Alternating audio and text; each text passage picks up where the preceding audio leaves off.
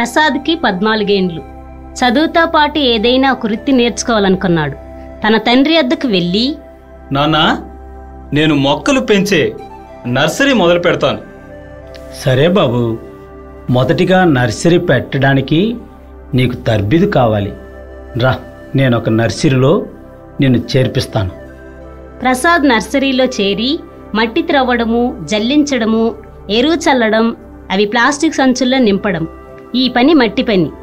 వెట్టి చాకిరిలా ఉందని చీకాకుపడి తండ్రి వద్దకు వచ్చి నా వల్ల కాదని చెప్పాడు. సరే బాబు, మరి ఏం చేస్తావు?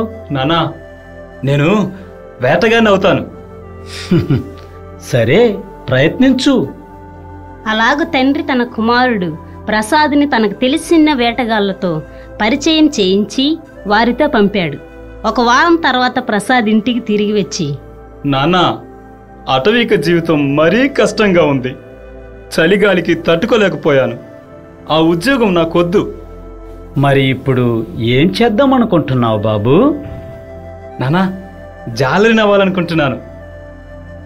ఆ నదుల్లో, సముద్రాల్లో, పడవల్లో ప్రయాణించడం, ఇలా వల విసిరి అలా చేపలు పట్టడం విచిత్రమైన అనుభవం. నాన్న లోపల నవ్వుకుంటూ అలాగే చేద్దులే అని ఓ మరపడవలో పని కుదిర్చాడు. 10 రోజులు గడిచిన తర్వాత ప్రసాద్కు చాలా దిలా పడి వచ్చాడు. ఏం బాబు, ఈ పని ఎలా ఉంది? నాన్న, ఎటు చూచినా నీళ్ళే, ఒకటే నీసు వాసన. భరించలేకపోయాను. అసలు నీళ్ళంటే విసుగొచ్చేస్తుంది నాన్న. చూడు ప్రసాద్, నీవు వీటికే తట్టుకోలేకపోతే ఎలా బ్రతకగలవు? కష్టసుఖాలు ప్రతి పనిలోనూ ఉంటాయి. కష్టం ఎదురైనప్పుడు ధైర్యంగా ఎదుర్కోవాలి, తట్టుకొని నిలబడాలి. అప్పుడే అనుకున్నది సాధించగలవు. ప్రసాద్ మారు మాట్లాడకుండా తానెంతకాలం మూర్ఖంగా చేసిన పనులకి పశ్చాత్తాపడ్డాడు. ఎన్ని పనులున్నా అన్ని చేయగలమా? ఎన్ని పనులున్నా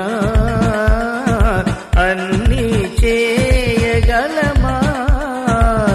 అన్నిటిలో విలువైనది, అన్నిటిలో విలువైనది ఎన్నుకొనుటయే సఫలము, ఎన్నుకొనుటయే సఫలము.